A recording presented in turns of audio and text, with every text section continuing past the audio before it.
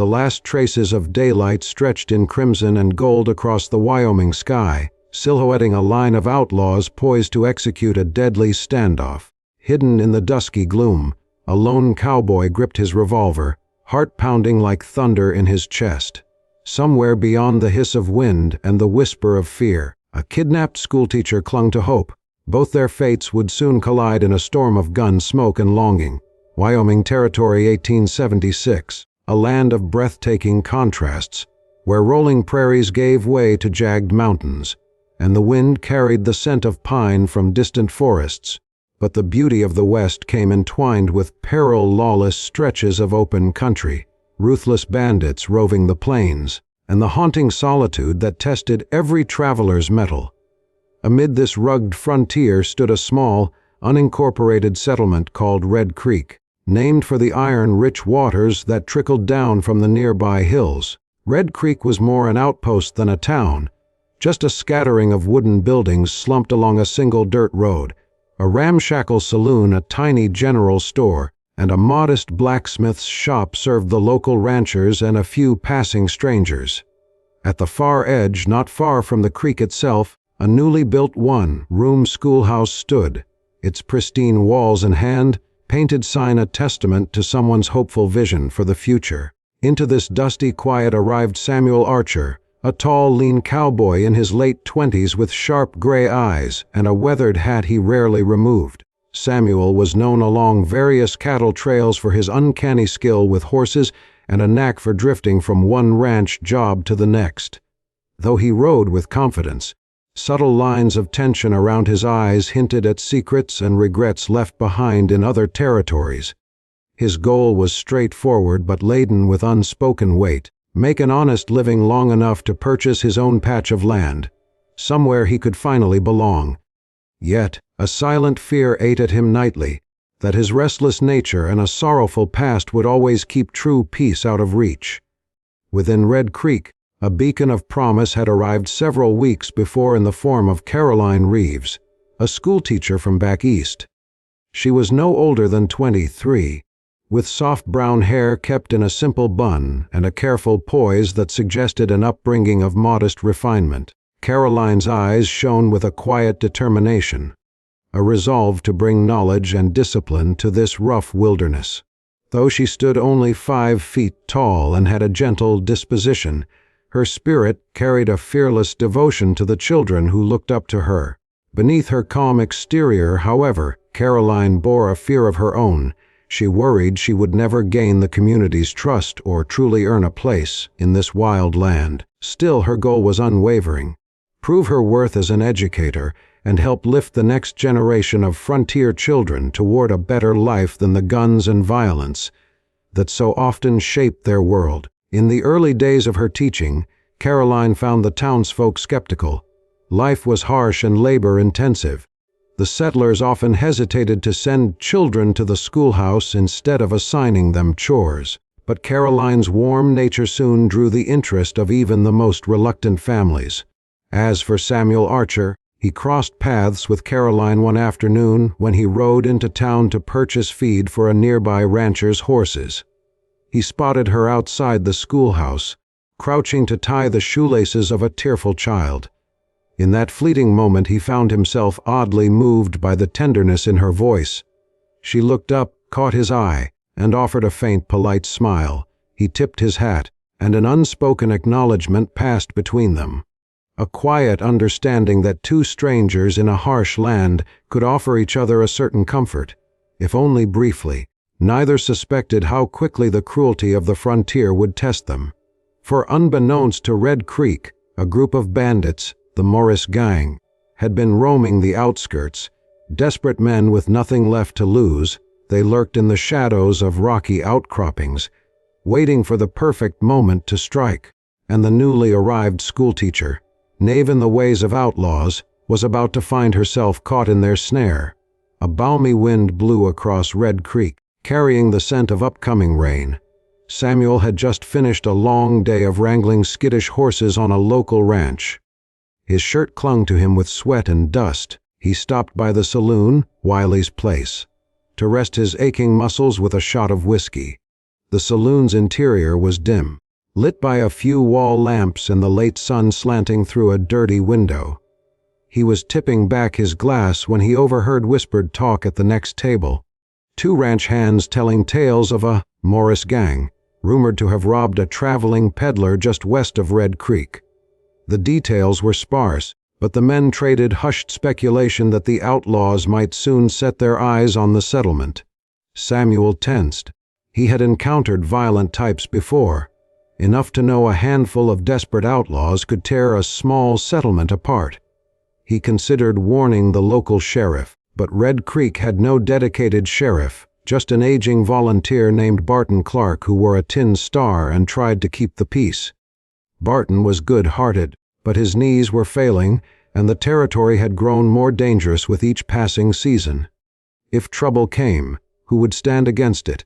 Samuel swallowed, setting the whiskey glass down. He resolved to keep his ears open, though he never fancied himself a lawman. He was simply a wandering horseman trying to make a living, not a hero. Outside, the sky had faded to a pale lavender. Evening was near. Samuel stepped out onto the boardwalk, hearing the distant clatter of a wagon. He recognized Caroline's voice, calm and reassuring, as she guided a pair of fretful farm children back toward home. He watched her from a distance, a fleeting pang of envy for her steadiness. What had drawn such a kind, bright soul to these dangerous fringes? He didn't know, but something about her lingered in his mind long after she disappeared around the corner. Mid-morning sun cast a dusty glow across Red Creek as Caroline Reeves locked up the schoolhouse. Her shoulders ached from sorting heavy textbooks shipped from back east, but she felt a small thrill at how her students were slowly embracing reading and arithmetic. Just as she stepped off the front stoop, a tall, rough-faced man approached from the direction of the saloon. His clothes were tattered, and a jagged scar ran across his jaw. He doffed a battered hat with mock politeness. "Morning, miss," he drawled, eyes sweeping over her in a way that made her spine prickle. "Heard there's a teacher in town." "That's you, I'm guessing?" Caroline nodded warily, adjusting the books in her arms. "Yes, can I help you?" He gave a crooked grin. "Name's Wade Morris. Just passing through, but see, I got an interest in reading. Perhaps you can show me some letters once I finish my business." Something about his tone, the sly edge in it, made her skin crawl. But she was unused to confrontation and only mustered a polite deflection. "If you're truly interested in lessons, you'd be welcome when class is in session, but I have duties." He chuckled, stepping closer, the stench of cheap whiskey on his breath. "I hear you, duty. I got mine, too. See you around, teacher." He sauntered off, leaving her rattled. Later, describing the encounter to a concerned ranch wife, Caroline learned Wade Morris was rumored to be part of the Morris gang. Dangerous outlaws scattered across the territory. A knot tightened in Caroline's stomach. She forced herself to remain calm. After all, rumor wasn't proof. But she couldn't shake a sense of impending menace. Her nights became restless, haunted by the memory of that crooked grin. In the early hours, a gray sky hung over Red Creek, promising a light drizzle. Caroline woke before dawn, as always, to prepare the schoolhouse for the children. She finished sweeping the dusty floorboards, arranged the chalk neatly, and wrote an arithmetic problem on the board. Pausing at the windowsill, she gazed out into the quiet street. Something in the hush felt foreboding, yet she pushed the thought aside. "Don't let fear rule you," she told herself. "You have work to do." Meanwhile, Samuel Archer readied his horse in the small barn behind the ranch house he was lodging at. He intended to ride into town, pick up a few supplies, and maybe catch a word with Barton Clark about the Morris gang rumors. He had begun to sense the shifting tension in Red Creek, neighbors locking doors earlier, men carrying rifles more openly. Trouble was on the wind, but no one knew exactly when it would strike. By mid-morning, a mild drizzle formed puddles along the main road. Caroline's pupils trickled in. A handful of ranchers' children, the blacksmith's daughter, and the saloon-keeper's quiet boy. Their chatter and giggles brought the little schoolhouse to life. As Caroline called the class to order, however, Wade Morris and another rough-looking individual burst through the open door, revolvers drawn. Screams erupted. Children cowered behind desks. Caroline's heart slammed into her ribs as Wade strode to the front, eyes gleaming with malice. "Well, teacher," he sneered, "looks like I'm here for those lessons after all." His partner smirked, covering the children with a menacing glare. Fearing for her students, Caroline's voice shook as she demanded they take her, leave the children in peace. Wade found her courage amusing. With a wave of his gun, he ordered the children out, telling them to run home and warn no one if they valued their teacher's life. Terrified, the children fled into the rainy street, scattering in all directions. Caroline trembled, forced to stand amid the wrecked desks, a captive of these two armed men. Wade sized her up with a savage grin. "Come on, darling. We got ourselves some traveling to do." He jerked her arm, dragging her outside into the drizzle. Waiting in the road were 3 more men on horseback, Morris gang outlaws.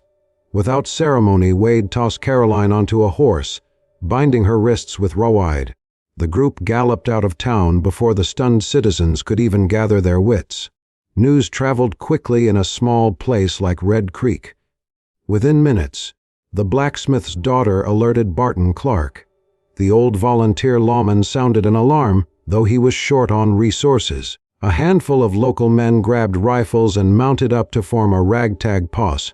Samuel Archer, fresh from the ranch, arrived on the scene in time to hear the frantic story from one of Caroline's weeping students. "Mr. Archer." "They took Miss Reeves," the child sobbed, pointing east. "They left that way real fast. She told us to run." A cold fury welled in Samuel's chest. He remembered the quiet grace in Caroline's eyes and how she had only begun her new life in Red Creek. Now she was in the hands of men who could do unspeakable harm. He found Barton Clark loading a shotgun with trembling fingers, struggling to mount his horse. A few other townsmen, pale and uncertain, hovered, lacking any real plan. "Barton," Samuel said, voice taut, "I'll help bring her back." The older man exhaled in relief. "We could sure use your skill out there." Then he added, sorrowful but frank, "They got a head start, and the Morris gang lord only knows where they're taking her. We got to be smart. They might ambush us if we ride in blindly." Samuel nodded. He quickly saddled his horse, an iron gray mare named Luna, and checked his revolver. His mind drifted to the uncertain future that awaited Caroline if she remained in the gang's clutches. The thought alone triggered a raw determination to rescue her at any cost. Because under all his worn stoicism, Samuel Archer harbored a hidden capacity for unwavering loyalty and, perhaps, a deeper feeling sparked by that fleeting moment of connection in front of the schoolhouse. The posse set out, 6 men in total, galloping east under the unsettled sky. The road soon dissolved into muddy track, leading over rolling hills and toward the more desolate stretches of Wyoming territory. Rainlight glistened on the tall grass. In the distance, thunder rumbled, a dark omen of the showdown to come. Mud spattered the posse's boots and horses as they rode for hours. Tracks were visible at first, hoofprints leading across a shallow creek, but soon the outlaws seemed to vanish into the rocky terrain. They likely veered off the main path, taking refuge in one of the canyons or wooded draws that riddled the foothills. Frustration rose among the townsmen. More than once, Samuel dismounted to inspect the ground, searching for broken twigs or newly displaced stones that might hint at the direction of the Morris gang. Eventually, he spotted a partial track in the wet earth near a stand of pines. The impression suggested 5 horses had indeed headed up a steep, narrow trail toward the high country. But the day was wearing on, and Barton Clark could barely keep up. The older lawman's breath came in labored puffs. Another rancher had a twisted ankle from a fall. They paused to rest by a lonely outcrop of boulders. There Clark turned to Samuel with resignation. "I'd never ask this, son, but we're slowing you down. You're skilled enough to track alone, if you want. The rest of us might only get in your way." The men looked at Samuel expectantly, torn between wanting to help and acknowledging their limitations. None dared meet his gaze directly, for fear of seeing condemnation, but Samuel couldn't blame them. A single skilled tracker might indeed fare better. The Morris gang was cunning, and Caroline's fate depended on swift action. "All right," he agreed, chest tight. "I'll ride on and see if I can find them. If I succeed, I'll send a signal if you're still near." In truth, he knew this was a gamble. Facing 5 outlaws alone was near suicidal, yet the thought of leaving Caroline to such a fate was unthinkable. He bid the men farewell, spurred Luna onward, and climbed the trail deeper into the rugged wilderness. A leaden sky pressed down.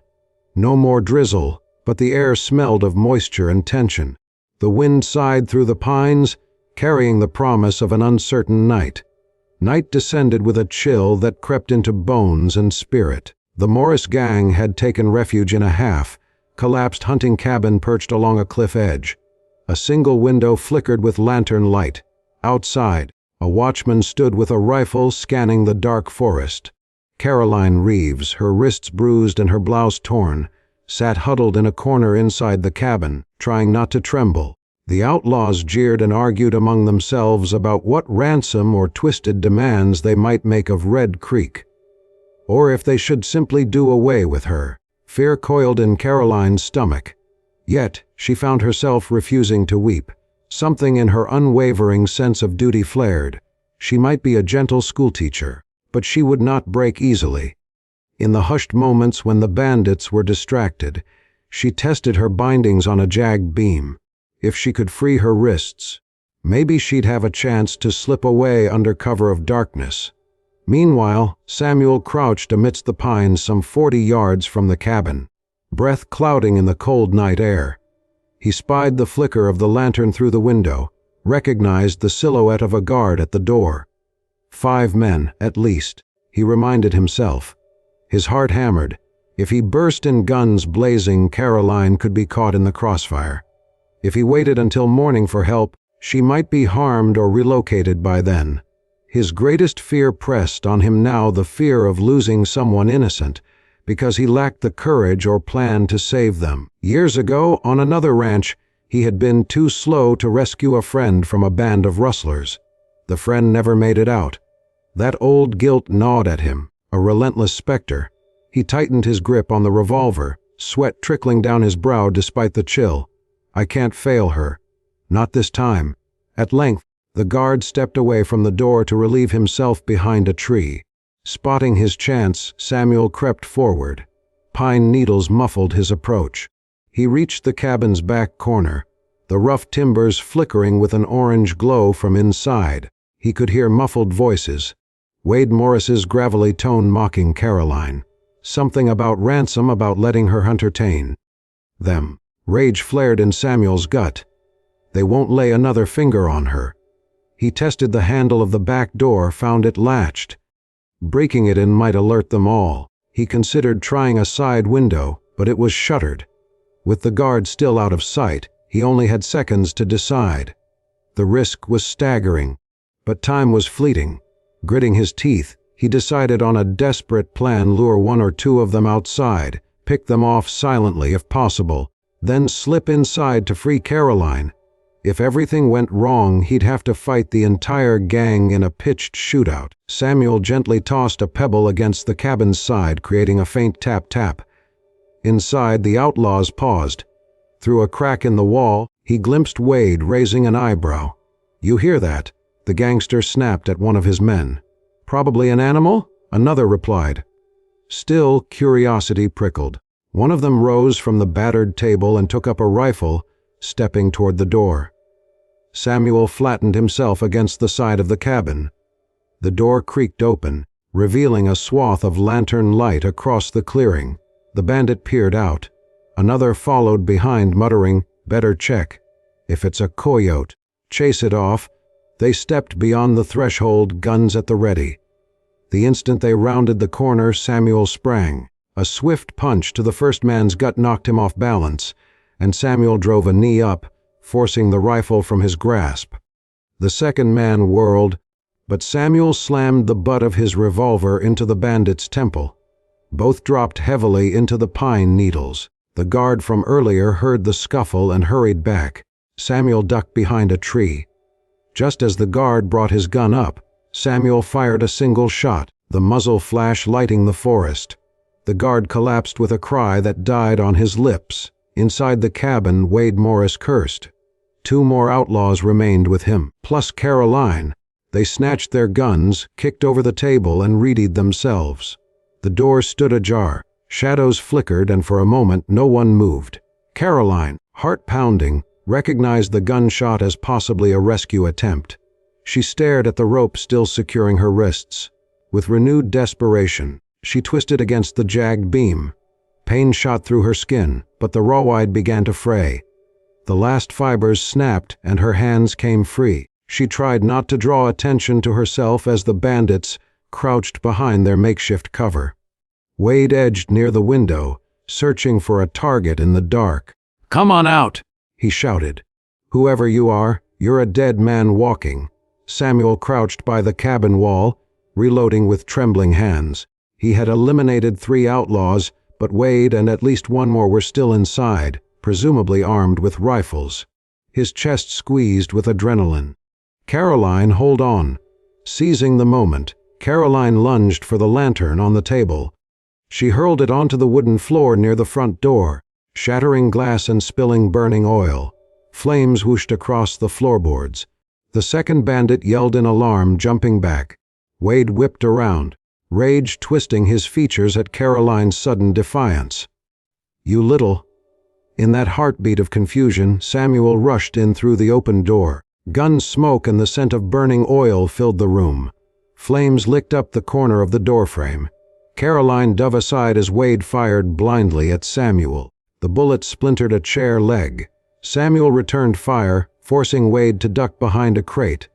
The other bandit tried to swing his rifle around, but Caroline yanked it from behind, adrenaline lending her surprising strength. He backhanded her, sending her sprawling against a wall, but Samuel had a clear shot. He fired, and the bandit crumpled.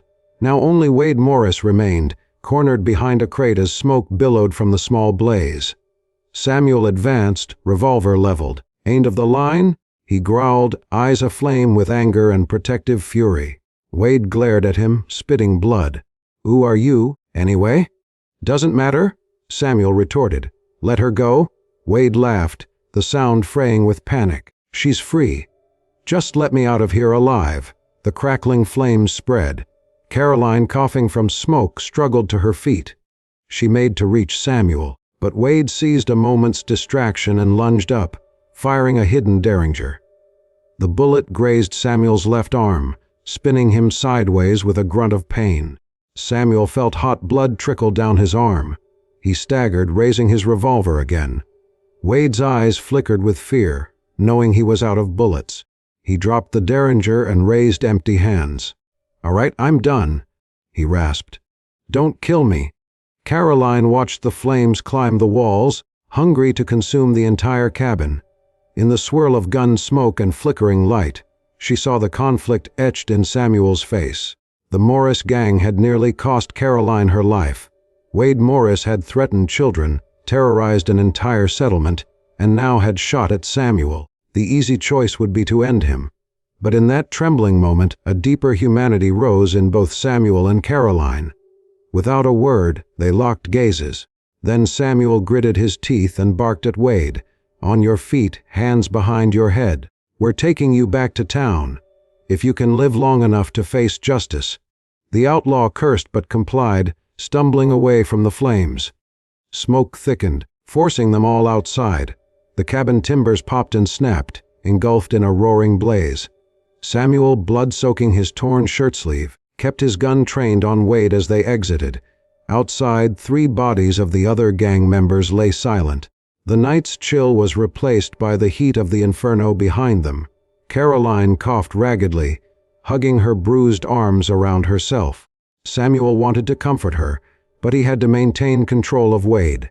He found rope in the gang's stash of supplies and bound Wade's wrists. The outlaw glared but did not resist. Meanwhile, Caroline's eyes brimmed with relief, tears streaking her soot-stained cheeks. "Thank you," she whispered, voice shaking, I didn't think." He gently touched her shoulder with his uninjured arm. "You're safe now," he said, softer than she ever imagined his rough timber could be. "Let's get you home." They trudged through the dark forest until they reached Samuel's horse, Luna, tethered where he had left her. Unable to leave Wade behind, they forced the outlaw to march ahead on foot, hands bound, while Caroline rode with Samuel. The journey down the foothills took hours. The stars began to fade, and the world slowly brightened with dawn. Exhaustion weighed on them all. By the time they emerged onto the plains, they spotted a cluster of riders in the distance, Barton Clark and the remaining Red Creek men, anxiously searching. They rushed forward, relief and astonishment plain on their faces. Caroline Reeves was alive, though battered. Wade Morris, the ringleader, was their prisoner. Barton shook Samuel's hand, voice cracking with gratitude. Caroline clasped Samuel's uninjured arm, leaning against him for support. They returned to Red Creek as the sun rose, painting the sky in gold and lavender. Dozens of townsfolk lined the muddy street, eyes wide with awe. Children ran to greet Caroline, hugging her skirts with tearful joy. For that fleeting moment, the settlement found unity and hope in a place where violence had threatened to overshadow everything. An old ranch wife, dabbing her eyes, murmured, "You saved our teacher, Mr. Archer. We can't thank you enough." Samuel only shook his head, gaze drifting to Caroline. "I did what needed doing," he said softly, and in that glance they shared. Both felt a spark that went beyond mere gratitude, something stirring in the ashes of fear and near tragedy. Sometimes, the harsh frontier reveals our darkest shadows and our brightest courage in the same breath. True heroes aren't those who crave violence or glory, but those willing to risk themselves for another's life, even when vengeance tempts them to pull the trigger. Mercy, tempered by resolve, can light a spark of hope in the aftermath of gun smoke. We may wander in solitude under the wide, unforgiving sky, but it is our choice to stand for others that tethers us to humanity, and perhaps to love. Thank you for joining this journey through peril, courage, and the spark of love in a lonely western town. If this story moved you, please like, subscribe, and share your thoughts about bravery and compassion in the comments below. Your voice keeps these stories riding onward across the frontier. Safe travels, friends. Pro.